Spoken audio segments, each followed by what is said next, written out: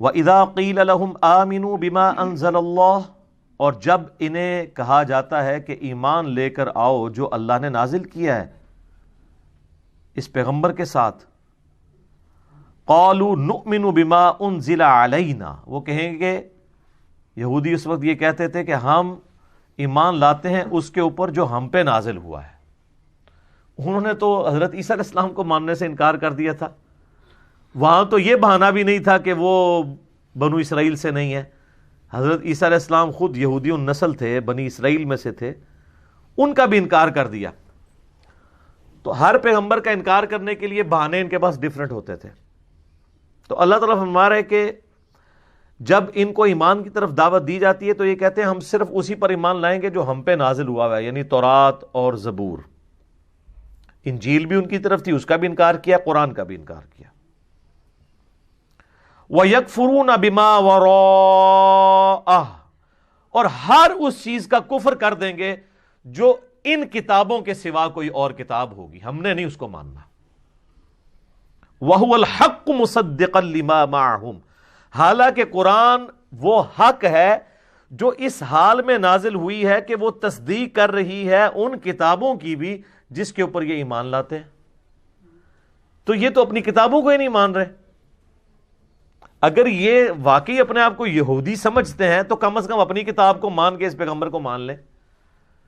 تو یہ پیغمبر اور یہ کتاب ان کی کتابوں کی تصدیق کرتی ہے، اس اعتبار سے کہ اس کتاب کی پیش گوئی پوری ہوئی، اور اس اعتبار سے بھی کہ یہ کتاب ان کتابوں کو غلط نہیں کہتی بلکہ ان کتابوں کو بھی انڈورس کرتی ہے، لیکن پھر بھی یہ انکار کر رہے ہیں۔ قُلْ فَلِمَ تَقْتُلُونَ أَنْبِيَاءَ اللَّهِ مِنْ قَبْلِ، اے نبی علیہ السلام ان سے فرمائیے کہ اگر تمہارا یہی بہانہ ہے نا کہ ہم صرف اپنے نبیوں کو مانیں گے بنی اسرائیل کے اور کسی پیغمبر کو نہیں مانیں گے، تو یہ ذرا بتاؤ کہ تم اپنے نبیوں کو پھر قتل کیوں کرتے تھے؟ یہ پھکی ہے، اینٹی وینم، اسی اور اصول اور مبادی پہ الزامی جواب کہ اگر تم یہ کہتے ہو کہ محمد صلی اللہ علیہ وآلہ وسلم بنو اسرائیل میں سے ہوتے تو ہم انہیں مان لیتے، تو یہ بتاؤ بنی اسرائیل کے پیغمبروں کو قتل بھی تو تم لوگ خود ہی کرتے تھے، حتیٰ کہ عیسیٰ علیہ السلام کے بھی قتل کا فتویٰ نکالا، وہ تو اللہ نے ان کو زندہ اٹھا لیا، ادروائز حضرت عیسیٰ علیہ السلام کو بھی انہوں نے سولی چڑھا دینا تھا۔ تو اگر تمہاری یہ لاجک مان لی جائے کہ ہم اپنے سوا کسی اور پیغمبر کو نہیں مانیں گے جو کسی اور نسل سے ہوگا، تو جو تمہاری اپنی نسل سے پیغمبر آئے ہیں، حضرت زکریا علیہ السلام، یحییٰ علیہ السلام، ان کے علاوہ کئی انبیاء کو تو تم نے خود قتل کیا، ایون عیسیٰ علیہ السلام کو بھی قتل کرنے کی سازش کی۔ یہ اللہ تعالیٰ فرما رہا ہے کہ اپنے نبی علیہ السلام کو کہ آپ یوں ان سے کہیں، قُلْ فَلِمَ تَقْتُلُونَ أَنْبِيَاءَ اللَّهِ مِنْ قَبْلِ إِن كُنْتُمْ مُؤْمِنِينَ، اگر تم واقعی سچا ایمان رکھتے ہو تو اپنے نبیوں کو کیوں قتل کرتے رہے ہو؟ ظاہر ہے اس بات کا کیا جواب ہوگا کسی کے پاس؟ اس کا جواب صرف یہ ہوگا کہ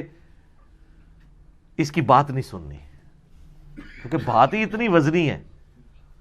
وَقَالَ الَّذِينَ كَفَرُوا لَا تَسْمَعُوا لِهَذَا الْقُرْآنِ وَالْغَوْا فِيهِ لَعَلَّكُمْ تَغْلِبُونَ، کافر کہتے ہیں قرآن جب پڑھا جا رہا ہو نا اس کو مت سنا کرو اور شور مچا دیا کرو، یہی ایک طریقہ ہے کہ تم قرآن پر غالب آ سکو،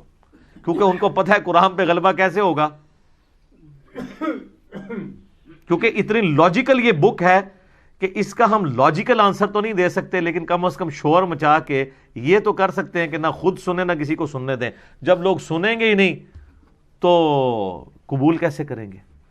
آج بھی یہ یاد رکھیے گا، جو یہ کہتا ہے نا کسی کی بات نہیں سننی، تو سب سے بڑی دلیل اس کی باطل پہ ہونے کی یہی ہے۔ اگر تم اپنے عقائد میں کانفیڈنٹ ہو تو کہو کہ جی ہماری بات تو 24 کیرٹ سونا ہے جی، پیش کریں قرآن و سنت پہ، کوئی اور بھی بات کرتا ہے آپ سنیں اس کی بات اور چیک کریں، اور جو کہ کسی کی سننی نہیں ہے تو آپ سمجھ لیں کہ دال میں کالا نہیں ہے، پوری دال ہی کالی ہے، کیونکہ وہ تو پچ کھیڑنا چاہتا ہے نا، نہ کھیڈاں گے نہ کھیڈن دیاں گے۔